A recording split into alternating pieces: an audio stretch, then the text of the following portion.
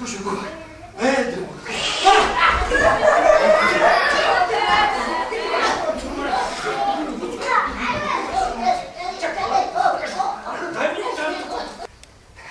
Приказката била за един еднокрак войник. Няма такава приказка. Има. Войникът бил еднокрак. Няма еднокраки войници. Той не бил като другите. Той бил... Еднокрак? Точно така, еднокрак. Да. Защо бил еднокрак? Как защо? Как? Много просто. Защото... Чичо, защо бил еднокрак? Защото другият еднокрак бил дървен. Не! Бил направен от оловна лъжица. Войникът. И затова бил еднокрак. Да.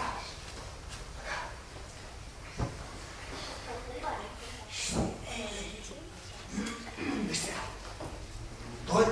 Те не бил... Той не...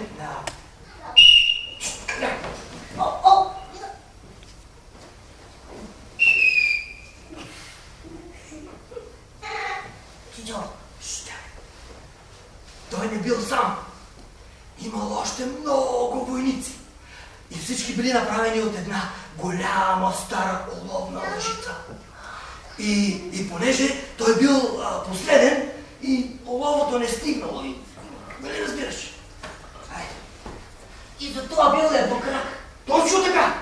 Но това не му пречело да стои на единият си крак, като другите войници. И понеже бил различен, това го правило още по-интересен от останалите.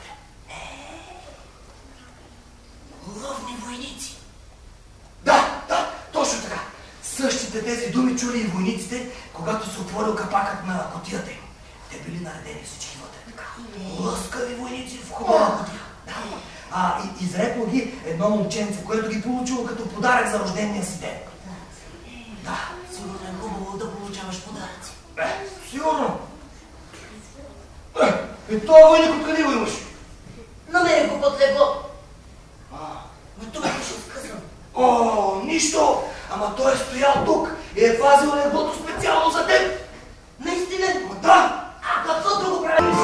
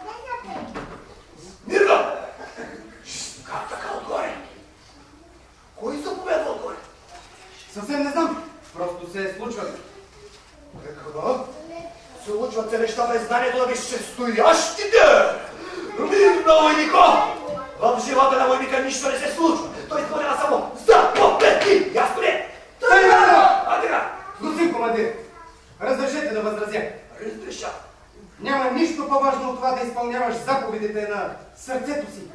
Как? Тихо! Не разговаряй! Войникът няма сърце и изпълнява само заповеди! Тихо! Как те наричат, войниче? Храбрият ловен войник, господин командир. Ясно. Това името, през името и фамилията ли е, господин войник?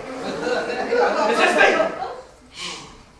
Ами в такъв случай да сложим отпред едно почетно звание. Еднократият от храбър папа, уловецът войника.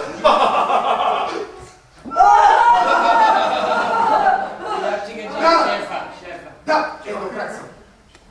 Ето как съм. Но имам сърце. А вие имате мундири. Какво? Войника, марш в ареста и ще стоиш там, докато се научиш, че войникът няма сърце, няма любов, няма войник, няма душа. Всичко е войник, изпълнява заповеди. Ясно ли? И ще стоиш с противогаз 3 дни и после марш на скок и след това ще повтаряш всичко от начало. Има любов. Има любов. Напред, войниче. Не бой се от смъртта. Напред, войник.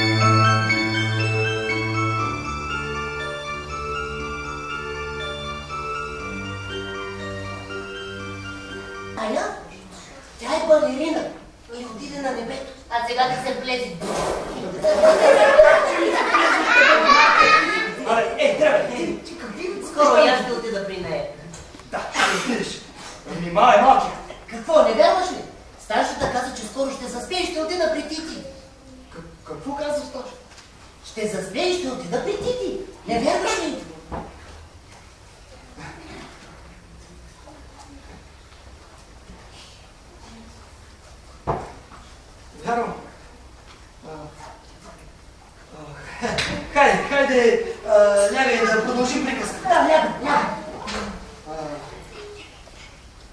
Зависи. Да. И как продължава нашата приказка? Какво? Нашата приказка как продължава? В стаята на момченцето, което получи играчките за подарък. Не играчките, войника.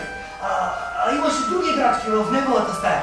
И най-прекрасно от тях беше един огромен палат. А зад един от отворените му прозорци се виждаше една прекрасна балерина. Като Тити? Да, като Тити. Тя стоеше на единия цигар, а другата беше вдигна толкова високо, че войникът не можеше да го види. Титилина. Госпожице! Вие може да сте еднокрака, с който крак пожелаете. Титилина. Моля? Казвате се Титилина. По принцип, не е редно да разговарям с непознати, но вие сте така различен. Различен? Да.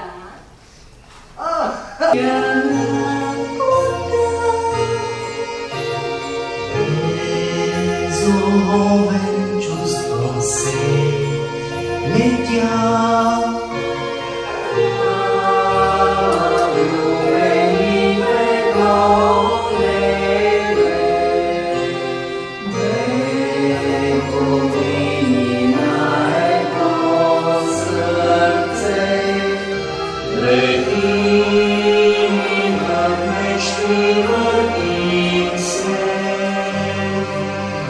Let